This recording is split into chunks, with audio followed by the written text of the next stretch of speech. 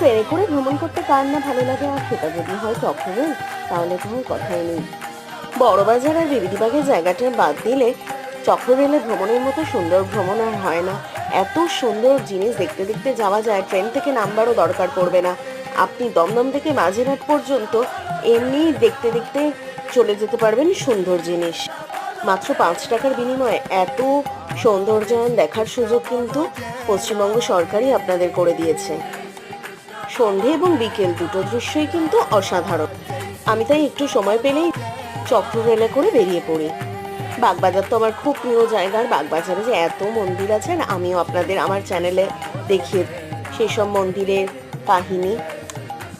সেদিনে চলে গিয়েছিলাম রাধেশ্যামজির এই প্রাচীন মন্দিরটা দেখতে, তাই আমি এখানে আপনাদের সামনে তুলে ধরলাম। এর কিন্তু বড় ভিডিও আমার চ্যানেলে চলে এসেছে, তাই আমার চ্যানেলটা একবার ভিজিট করে নিতে হবে।